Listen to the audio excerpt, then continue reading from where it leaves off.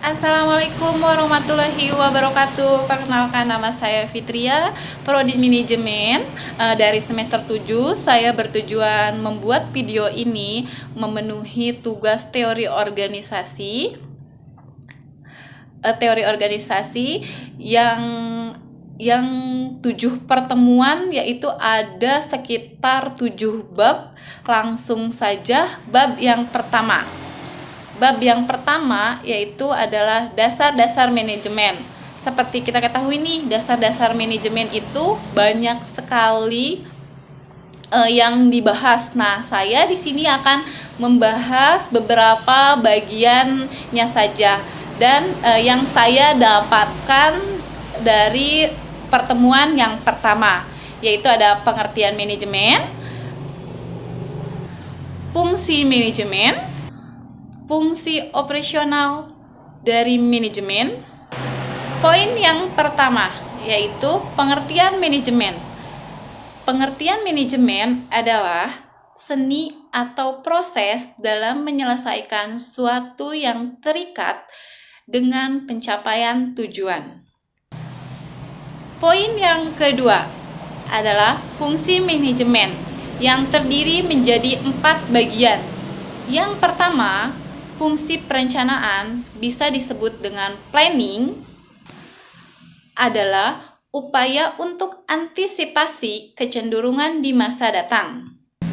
Fungsi yang kedua adalah fungsi perorganisasian atau organizing, adalah bagaimana strategi dilaksanakan dengan kondusif dan semua pihak terlibat dalam melaksanakan secara efektif dan efisien.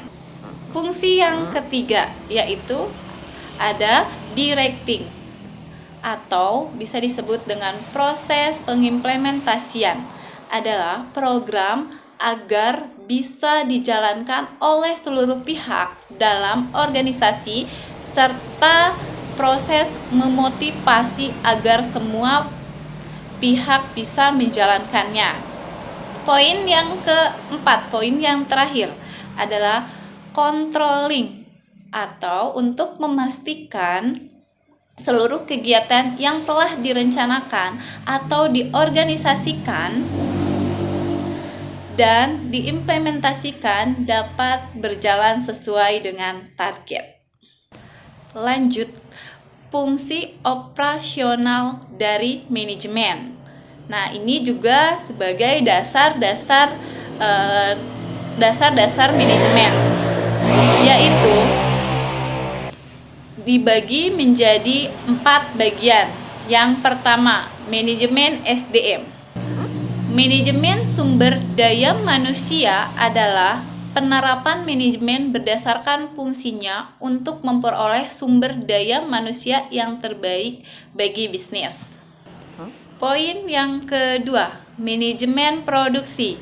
Penerapan manajemen berdasarkan fungsinya untuk menghasilkan produk sesuai dengan standar yang ditetapkan berdasarkan keinginan konsumen dengan teknik produksi seefisien mungkin. Manajemen pemasaran. Poin yang ketiga, kegiatan manajemen berdasarkan fungsinya yang pada intinya berusaha untuk mengidentifikasi apa sesungguhnya yang dibutuhkan oleh konsumen, bagaimana cara memenuhi dapat diwujudkannya, seperti survei, produksi, dan penjualan. Manajemen keuangan, yaitu kegiatan manajemen berdasarkan fungsi yang pada intinya memastikan kegiatan bisnis dilakukan mampu mencapai tujuan secara ekonomis atau profit yang tinggi. Yang terakhir adalah manajemen informasi. Kegiatan manajemen berdasarkan fungsi untuk memastikan bisnis bertahan hingga jangka panjang. Nah, itu dari penjelasan bab yang pertama. Dilanjut bab yang kedua. Bab yang kedua, manajer dalam kegiatan manajemen. Pengertian manajer adalah orang yang melakukan kegiatan manajemen bertanggung jawab untuk bertanggung jawab secara langsung untuk memastikan kegiatan dalam organisasi dijalankan. Adapun keahlian manajemen, yang pertama adalah manajemen global dan teknologi. Manajemen global adalah keahlian manajerial yang tidak hanya fokus di satu keadaan negara, tapi juga lintas negara bahkan budaya. Poin yang kedua, teknologi. Ahli dalam menguasai berbagai perkembangan teknologi yang terjadi. Dan adapun tingkatan manajemen dalam organisasi. Yang pertama adalah top management, yang kedua adalah middle management, yang ketiga adalah first line management, yang keempat adalah non-supervisory management. Nah, itu adalah bab yang kedua. Dilanjut bab yang ketiga. Bab yang ketiga, lingkungan dan budaya organisasi. Organisasi bisnis sebagai bagian dari lingkungan. Organisasi merupakan bagian dari lingkungan masyarakat. Kegiatan manajemen wajib diperhatikan faktor lingkungan terkait. Yang pertama, ada internal, eksternal, mikro, dan makro. Lingkungan internal organisasi terbagi menjadi 4 bagian. Yang pertama, owner. Yang kedua, board of director. Yang ketiga, employees. Yang keempat, lingkungan fisik. Lingkungan eksternal organisasi terbagi menjadi 6 bagian, yaitu yang pertama, customer, yang kedua kompetitor, yang ketiga supplier, yang keempat strategi partner, yang kelima regulator, yang keenam pemerintah. Adapun beberapa bentuk kegiatan bisnis internasional. Yang pertama ekspor impor, yang kedua lisensi, yang ketiga partner strategi, yang kelima investasi langsung. Nah, adapun faktor-faktor terkait bisnis internasional ada 3 bagian, yaitu kontrol dalam perdagangan internasional, yang kedua komunitas ekonomi internasional, yang ketiga perbudayaan budaya antara negara. Nah, itu penjelasan dari bab yang ketiga. Dilanjut bab yang keempat. Bab keempat, tanggung jawab sosial dan etika bisnis. Tanggung jawab sosial dari organisasi terbagi menjadi 2 bagian, yaitu lingkungan sebagai ruang lingkup kegiatan organisasi. Yang kedua adalah pro dan kontra mengenai tanggung jawab sosial. Poin yang kedua adalah mengelola tanggung jawab sosial dari perusahaan. Terbagi menjadi beberapa bagian, yaitu strategi reaktif. Yang kedua adalah strategi defensif, manajemen. Ada beberapa poin. Poin yang pertama, nilai personal sebagai standar etika, nilai terminal, nilai instrumental, pandangan empiris tentang tentang nilai personal. Yang terakhir konflik nilai. Nah, itu bab 4 yang saya jelaskan. Dilanjutkan dengan bab 5. Bab kelima, fungsi perencanaan dan pengambilan keputusan. Adapun poin-poin yaitu ada fungsi perencanaan. yang terbagi menjadi 4 bagian. Yang pertama adalah arahan, yang kedua adalah meminimalisir dampak perubahan, yang ketiga adalah minimalisir pemborosan, dan yang keempat adalah standar kualitas.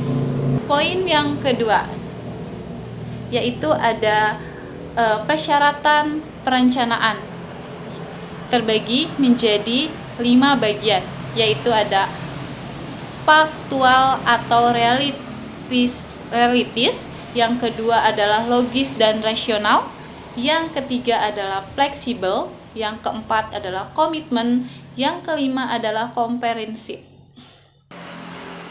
Poin yang ketiga adalah jenis-jenis tujuan, terbagi menjadi 3 bagian, yaitu adalah tujuan strategi, yang kedua adalah tujuan taktis, yang ketiga adalah tujuan operasional. Poin selanjutnya, ada beberapa jenis rencana. Rencana yang pertama yaitu rencana strategis jangka panjang, kedua rencana strategis jangka menengah, ketiga rencana operasional. Poin berikutnya adalah faktor terikat, keterbatasan, dan pengambilan keputusan. Yang pertama ada keterbatasan rasionalitas, yang kedua adalah keterbatasan ingatan, yang ketiga adalah masalah pengambilan keputusan, yang keempat adalah sumber daya yang terbatas, yang kelima adalah lingkungan yang beresiko. Dan ada cara-cara memperbaiki keputusan. Yang pertama, kriteria prioritas, yang kedua kriteria minimum. Pengambilan keputusan secara berkelompok. Yang pertama itu teknik curah ide, yang kedua adalah teknik kelompok nominal, yang ketiga adalah teknik Delphi. Dilanjut dengan bab 6. Bab 6, manajemen strategi perusahaan, yaitu ada pengertian strategi adalah rencana komprehensif untuk mencapai tujuan. Organisasi strategi dimaksud untuk mempertahankan keberlangsungan organisasi dibanding para pesaingnya. Adapun komponen strategi, yang pertama itu kompetensi yang berbeda, yang kedua itu ruang lingkup, yang ketiga distribusi sumber daya. Poin berikutnya adalah jenis strategi. Poin pertama, comparative level. Poin kedua, business level strategi. Yang ketiga adalah fungsional level strategi. Proses penyusunan strategi. Yang pertama, penilaian keperluan penyusunan strategi. Yang kedua adalah analisis situasi internal dan eksternal. Yang ketiga adalah pemilihan strategi. Poin berikutnya adalah analisis situasi eksternal dan internal, terbagi menjadi 4 bagian, yaitu strength, weakness, threat, dan opportunity. Nah, itu dari penjelasan bab ke-6. Dilanjutkan dengan bab terakhir, yaitu pertemuan ke-7. Bab yang ke-7. Bab ke-7 ada desain dan struktur organisasi, terbagi menjadi beberapa bagian. Nah, di sini ada 4 pilar perorganisasian. Yang pertama, pembagian kerja. Yang kedua, pengelompokan pekerjaan. Yang ketiga, menentukan mekanisme antara bagian. Yang keempat adalah penentuan realisasi antar bagian dan organisasi. Adapun pengaruh yang mempengaruhi struktur organisasi. Yang pertama adalah strategi organisasi, skala organisasi, teknologi, dan lingkungan.